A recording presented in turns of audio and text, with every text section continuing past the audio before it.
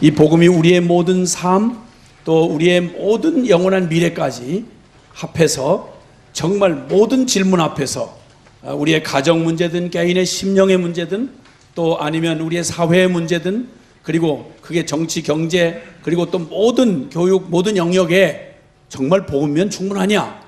라고 하는 이 질문 앞에 복음은 정말 그 모든 것에서 완전한지 이거에 대한 확신이 없다면 우리 시대 따라서 상황 따라서 사람 따라서 복음에 대한 목소리가 점점 기어들어갈 것입니다. 아니요, 곤란한데요, 전에는 괜찮았지만 지금은 어려울 거예요. 혹은 그 사람들은 됐지만 우리는 아니에요. 이런 등등의 말로 우리의 믿음을 허물기 시작하면 복음은 말짱 헛것이 되는 것입니다. 복음에 대한 확실한 이 확신 없이 복음을 우리에게 주신 이 복음이 얼마나 완전하고 영원하며 변함없는 것인지에 대해서 성경은 무수히 우리에게 증언해주고 계십니다. 그러니까 우리의 믿음의 근거도 사람이나 변하는 조건이나 상황에 믿음의 근거를 두면 그것보다 어리석은 일이 없는 거죠. 믿지 말아야 될 걸 믿는 건 안 믿는 것보다 더 위험천만한 일인 것입니다. 예를 들자면 기대지 말아야 될 벽에다가 기대면 무너져가고 흔들리는 벽에다가 만약 온몸을 기대서 만약 거기다 기댔다가 넘어지면 그 무너짐이 심하리라. 예, 그런 것입니다. 붙들지 말아야 될 줄을 붙잡고 있다가 철석같이 믿고 몸무게를 확 맡겼는데 이 끈이 끊어버리면 그냥 떨어지는 것보다 추락하는 힘이 더 큰 것입니다. 그러니까 믿음의 근거는 절대 불안하고 불확실한 것에 자신들을 절대 안 맡깁니다. 그러니까 믿음이 온전하게 살아있는 생명의 믿음으로 그 온전한 믿음으로 자기를 신뢰로 자기 전체를 걸지 못하는 이유는 다시 말하면 복음을 모른다는 말입니다. 복음을 알되 복음이 얼마나 완전한지를 알 때야 비로소 우리는 아는 만큼 믿을 수 있고 믿는 만큼 우리는 거기다 자신을 온전히 맡길 수가 있는 것입니다. 아멘. 그 다음에 또 하나는 복음은 온전하다 하는데 이 복음의 진리를 어떤 이유로든 간에 이 복음은 다 옳고 결론인 줄 알면서도 자신의 아직도 정리하지 못한 미련이 남았거나 아니면 다른 여지를 남겨놓은 채로 결단 내리지 아니하면 복음은 놀라운 것을 100번 동의하고 책을 쓰고 사람들에게 전하면서도 자신을 복음에다가 온전히 걸지 않기 때문에 복음이 실제가 안 되는 것입니다. 그러면 아무리 놀라운 복음이라도 나한테 실제가 안 된다면 이것처럼 불행한 일이 어디 있겠습니까? 그러니까 히브리서 4장 2절은 우리에게 말씀하기를 저희도 우리와 같이 복음 전함을 받은 자이나, 그러니까 똑같은 복음을 들으면 정확히 복음을 들어야 됩니다. 복음이라고 말해서 다 복음은 아닙니다. 성경이 말하고 예수 그리스도의 십자가와 부활이 중심이 된 생명의 그 복음을 말하는 것입니다. 이 복음을 정확히 들어야 되는 조건이 있고요. 그런데 이 정확한 복음을 똑같이 듣고도 운명이 둘로 갈라집니다. 그것은 저희도 우리와 같이 이 복음 전함을 받은 자이나 그 들은 바 복음의 말씀이 우리에게 유익되지 못한 것은 듣는 자가 그 복음을 믿음으로 화합지 아니하였기 때문이다. 그러니까 의미 있게 그 복음의 진리 앞에 자신의 전부를 거기다가 복음에다가 대입시켜서 그 복음을 받아들이지 않았기 때문에 복음을 연구하고 감동도 받고 눈물도 흘리는데 복음의 능력이 내 삶에 나타나지 아니하고 복음의 결론을 받아들이지 않는다면 죄송하고 미안하지만 복음은 영원한 것이지만 내가 믿음의 부도를 맞은 게 되는 것입니다. 그러니까 이런 어리석음, 양자의 어리석음이 있는 거죠. 아야 복음에 대해서 속던지 복음 아닌 걸 복음인 양 거기다 믿고 막 거기 갔더니 뭐 기적이 나타나요. 어디 갔더니 뭐 사람들이 많이 몰려가요. 갔더니 뭐 여러 사람들이 인정을 해요. 거기 가니까 성공했대요. 복음 아닌 다른 것에 속아서 복음 아닌 다른 것들에 속아서 뒤섞여진 잘못된 복음 아닌 것을 잘못 들으면 그 믿는 만큼 그걸 망하는 것이고, 복음이 온전한 복음을 듣긴 들었는데 실제가 안 되는 이유는 내 믿음이 실제가 아니라는 것입니다. 이 사실을 깊이 주목하고 보아야 하는 것입니다. 근데 놀라웠게도 복음은 앞서 말씀드린 대로 어떤 관념이나 철학 따위가 아닙니다. 종교적 개념 따위가 아니라는 말입니다. 복음은 영원히 변할 수 없는 진리인 것입니다. 베드로전서 1장 24절 이하에 23절에는 너희의 거듭난 것, 즉 너희가 존재가 바뀌고 그냥 이 복음이 너희에게 실제가 된 것은 너희의 거듭난 것은 썩어질 씨로 된 것이 아니요 썩지 아니할 씨로 된 것이니 이는 살았고 항상 있는 하나님의 말씀으로 말미암았느니라. 할렐루야. 아멘. 그리고 24절에 말씀하기를 사람은 풀과 같고 그 영광은 풀의 꽃과 같으니 풀은 마르고 꽃은 시들지만 하나님의 말씀은 세세토록 있도다 하였으니 너희에게 전한 복음의 말씀이 바로 이 영원한 말씀이다. 할렐루야. 그러면 하나님의 말씀은 역사적으로 검증이 돼야 합니다. 성경은 바로 그 사실을 우리에게 말해줍니다.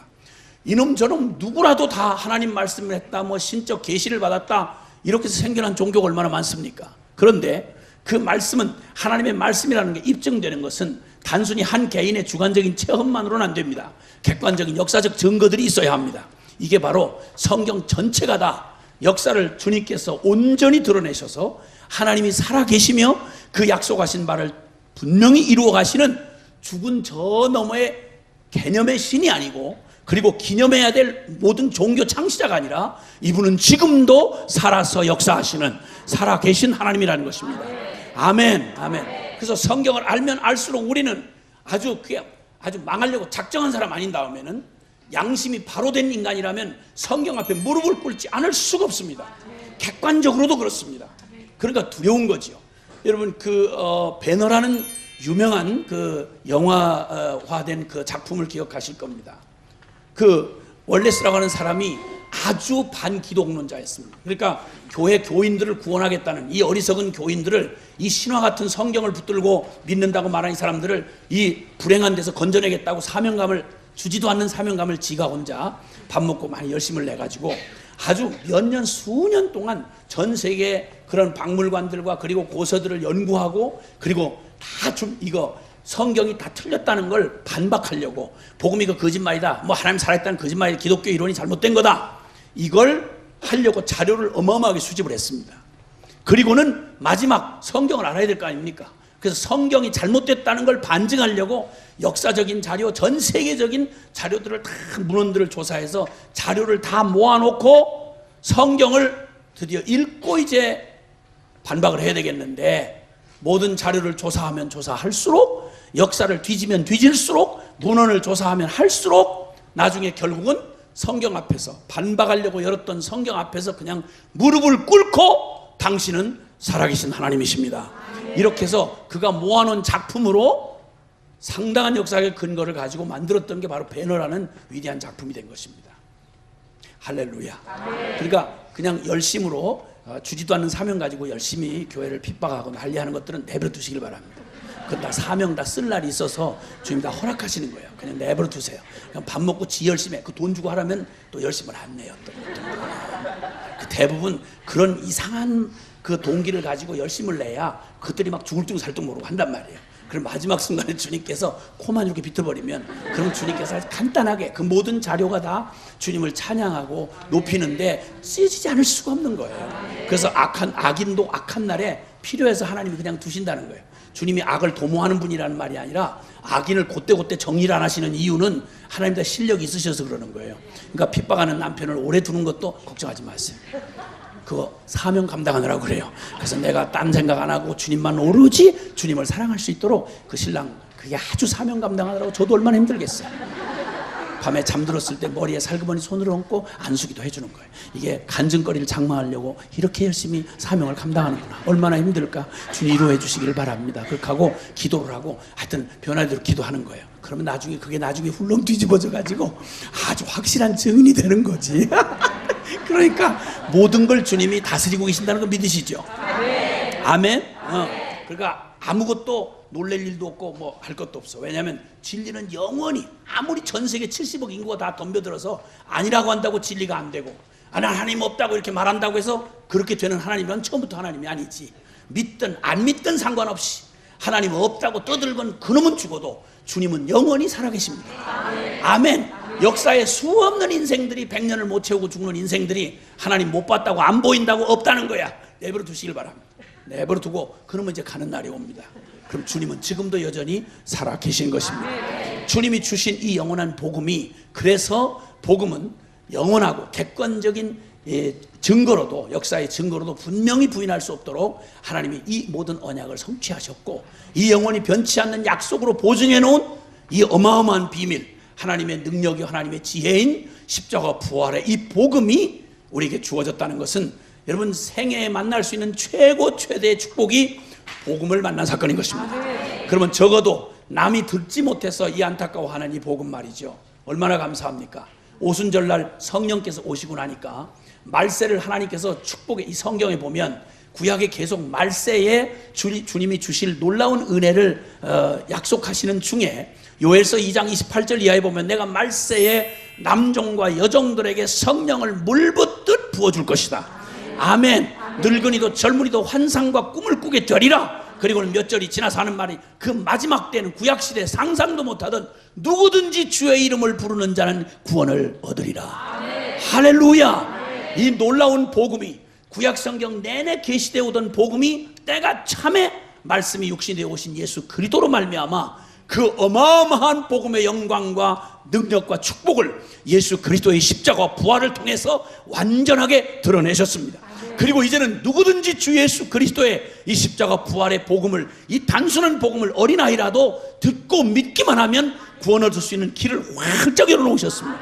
근데 정말 주님이 언약하신 대로 주님이 십자가와 부활을 다 성취하신 다음 누구든지 어떤 죄인이든 어떤 민족이든 상관없이 이 복음을 듣고 믿어서 십자가로 나오는 자마다 구원을 얻게 하시겠다고 하신 주님은 이 복음이 이제 그러면 절대적인 이 완전하고 복음이면 충분한 이 복음을 이제는 들려주는 일이 역사에 가장 큰 공헌하는 일이요 가장 중대한 일이라는 것입니다. 아멘. 그러니까 로마서 10장 또 우리에게 말씀해 주기를 10장 11절부터 15절까지 보면 주님께서 누구든지 주의 이름을 부르는 자는 구원을 얻으리라.